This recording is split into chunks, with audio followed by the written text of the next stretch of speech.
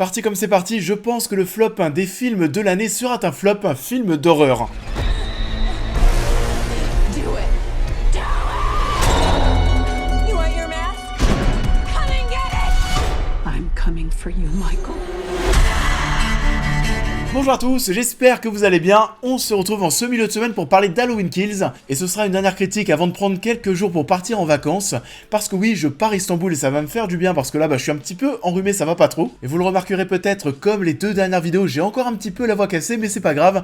Halloween Kills, on en parle. Halloween Kills est réalisé par David Gordon Green et est la suite du film Halloween de 2018. Laurie Strode, sa fille Karen et sa petite fille Allison viennent d'abandonner le monstre au célèbre masque enfermé dans le sous-sol d'une maison enflammée. Mais Michael Myers parvient à s'extirper du piège et son bain de sang rituel recommence. Et du coup, on va pas faire dans la dentelle, c'était vraiment pas bien, c'était pas ouf du tout et même totalement oubliable. Le film ne sert vraiment à rien, c'est incroyable. Entre ça et Venom cette semaine, vous êtes pas gâtés. Je sais même pas, en fait, c'est vrai, je sais même pas si je vous recommanderais pas plus Venom que ce nouveau Halloween. Parce que Venom, au moins, bon, c'était complètement débile, mais c'était au moins un petit peu drôle. Halloween, c'est pareil, il y avait des gens dans la salle qui rigolaient, il y a des passages qui vont être drôles tellement ça devient presque nanardesque, tellement c'était d'un ridicule, tu ne ressens aucune émotion positive, ça fait vraiment pitié. If you track Michael's victims, it's a straight line to Michael's childhood home. What do? We fight. Let's hunt him down. C'est un petit peu plus long que les Derby Carnage, donc le massacre pour le spectateur est encore plus long. Ça dure 1h40, sur le papier on se dit ça va, mais ça paraît vraiment très très long. Si je me souviens bien, j'avais pas forcément rejeté le film de 2018, c'est pas un souvenir extraordinaire non plus, mais ça faisait plutôt le taf. On sait déjà visiblement qu'il s'agit d'une trilogie, le 3e volet sortira l'an prochain. Tu sais très bien que Myers ne va pas mourir, on essaye de tout faire pour vous le faire croire, on essaye de forcer mais au maximum, mais non, ça ne va pas se passer bien sûr, il y a rien à faire, et même en fait, le mec, t'as l'impression qu'il est mais totalement increvable. Donc ouais, c'était vraiment pas ouf. D'un point de vue artistique, il n'y a pas grand chose à relever. C'est totalement classique, que ce soit au niveau de la mise en scène, de la réalisation, de la musique. Ça fait pas forcément flipper, c'est sanglant, il n'y a pas grand chose à dire à part que tout le monde est absolument débile dans ce film. C'est presque ce que je veux le plus retenir en fait dans Halloween Kills. Tout le monde est archi débile, c'est passionnant. On passe par quasiment tous les clichés du cinéma d'épouvante, les personnages qui se jettent dans la gueule du loup, Myers qui est au sol et on ne l'achève véritablement jamais. C'est insupportable.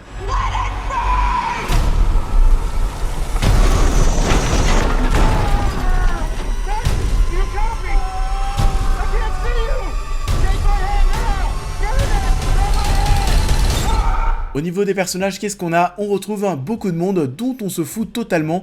Laurie Strode, on commence par elle qui est presque réduite au rang de gros caméo. Bon, on la voit bien plus qu'un caméo bien sûr, mais son utilité dans le film est vraiment plus que discutable. Faut dire que bon, Jamie Lee Curtis commence à se faire âger, elle a 62 ans. On essaye de ne pas trop lui en demander, on voit bien qu'il s'agit d'une doublure à certains moments, etc.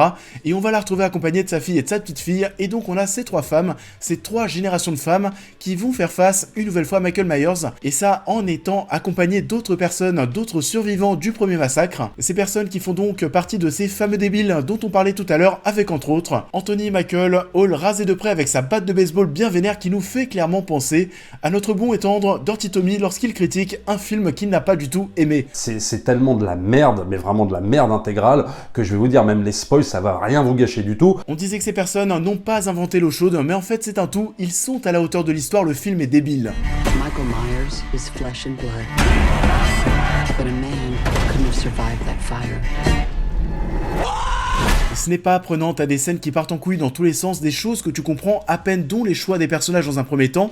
T'as une scène dans un hôpital où alors là ça va être la panique générale, tout le monde va se mettre à courir dans tous les sens, t'es là, t'es en train d'assister à ça, t'es en train de te dire mais calmez-vous, juste calmez-vous, tu comprends mais pas trop à quoi t'es en train d'assister, c'est un film qui est là juste au final pour faire le lien entre le premier volet et le troisième. En gros l'histoire c'est Jamie Lee Curtis qui est à l'hôpital, qui reste, de son côté Michael Myers va tuer plein de gens, tu pourrais clairement refaire ce film 50 fois, et j'ai quand même été bien plus convaincu par le premier où t'avais quand même cette impression d'avoir un début et une fin. Get out! Go on! Get inside!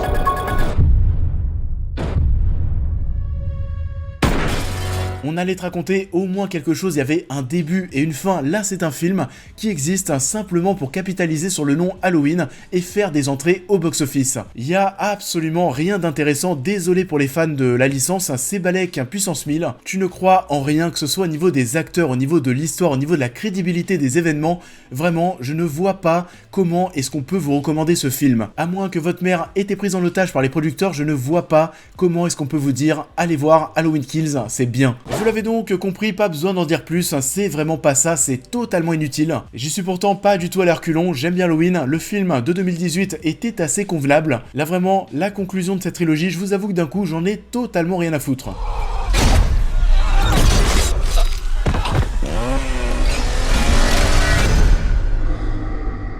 Ça en est tout pour cette critique, j'espère qu'elle vous aura plu comme d'habitude. Je vous invite à la liker, à la partager, à me dire en commentaire ce que vous avez pensé de l'œuvre en question, à me suivre sur l'intégralité de mes réseaux sociaux pour plus de news et réactions à l'actualité, mais aussi à devenir membre soutien si vous souhaitez soutenir mon travail, et on va se retrouver très vite sur la chaîne pour cette prochaine critique. I want to report a murder.